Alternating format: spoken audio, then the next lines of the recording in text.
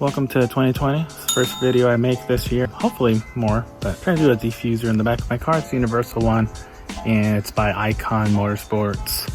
Picture of it right there. I'm gonna try to put it on the TC. There's not an OEM exhaust there, so I drilled straight up. Let's see how this turns out. Finally finished just 2 holes, 2 bolt holes. Just a lot of measuring before you drill the holes so you don't end up with Swiss cheese, you know. This is where I'm bolting it to. Yeah, my exhaust is janky. Anyways, so using a splitter rod, and I've drilled straight into the inside of the car. Probably use Loctite to make sure it doesn't go anywhere. Same thing on the other side. And then if we move back, that right there is an anchor point for the bumper. So I'm just using the existing L-shape anchors. Also, the tools I used was a drill bit. I don't know what size that is. Whatever size of bolts you're using, it needs to be able to go through, obviously. And then to make the holes nice and clean, I used a step bit and that thing. So probably use some Loctite. You probably need these tools, by the way. Day 2. Hey, what's up, guys? It's another day. Most of my installs can't talk right today. Freaking spider? What the heck? I hate spiders.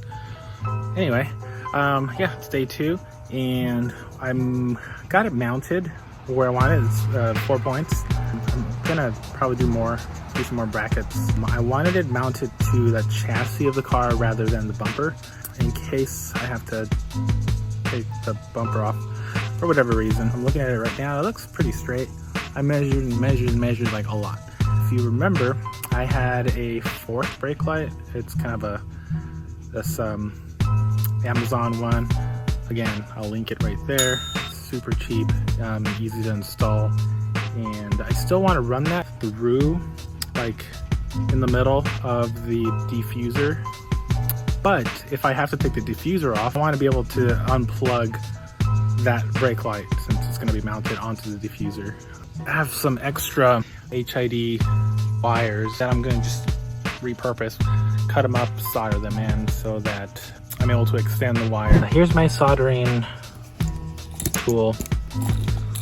Some of the wire. Here is what I'm going to repurpose and use. So I want this functionality of unplugging it. I'm just gonna snip it over here and snip it down here. Snip, snap, snip, snap, snip, snap. Let's do this.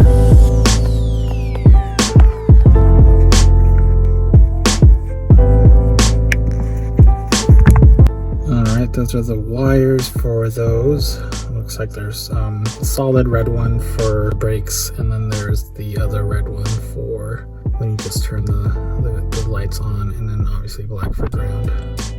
Alright, so I'm just going to strip these. I am about to put it all back together. I was having some problems soldering the wires. I think my soldering tool is in need of replacement. Go figure. But anyways, I'm going to run the 4th brake right here. Drill the hole so I can sink the wires through there. And I'm just going to 3M that instead of adding more holes to it. It did well. It did like 3 years of 3M, so yeah, 3M for the win. Alright, that looks... Ooh, that was good. The next day. Welcome to yet another day. I have 2 kids, a newborn and a 2-year-old, so things take a little longer to do. I finished the rear diffuser. That's on, and that's good. I also was able to rewire the 3rd or 4th brake light that I have in the rear. I think I put a picture. If I didn't, I'll put another one here. I was able to mount that where I wanted to mount it. I think it looks awesome. I like the way it turned out. Of course, this is all like super affordable stuff that you could probably do. The brake light was, I think it was like $5, maybe $10 on Amazon. I might put another link right there to it. The rear diffuser was like another $19 or $25. Is something cheap again there. And my port front lip, also another inexpensive lip. I think it was $30-40 maybe. there. People keep asking what lip it is. It's survived a lot. It's taken some beatings and it's survived. It's really faded. I'm gonna paint it. A lot of people are like, dude, paint that lip. I got some paint to paint it. I'm gonna cover up some holes. I'm gonna try to run without the front splitters. Just kind of a little bit more cleaner look. And we'll see how that turns out. This is my first time using Bondo as well. Here's the lip. It's definitely taken a lot of beatings. You can see here. And I've also, you know, had to re-drill it a bunch of times, so it looks like, kind of looks like Swiss cheese. This is the front lip that would go on a 07 STI. This is obviously not an STI. But yeah, all I had to do was like trim it a little bit on the sides, and it fits, and it's fairly cheap. Here's the Bondo, the alcohol, whatever this thing is, cream hardener, stir sticks, something to mix it with, mask, got microfiber,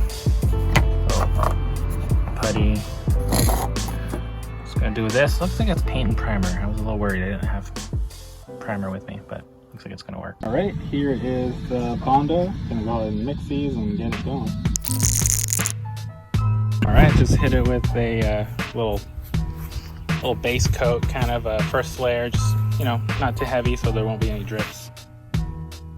Looks like I'll let it dry for about 20 minutes before I do another layer. And I'll let it sit for an hour before I throw it on. All right, so it's been over 2 hours. The front lip should be dry by now, so I'm just gonna throw it on.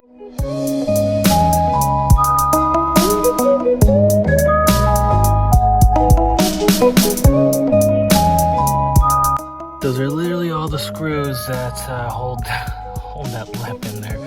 Plus the rods, but I'm not gonna put the rods on because every time I hit something, the actual bumper takes a beating and cracks. This is kind of what it looks like when it's done drying.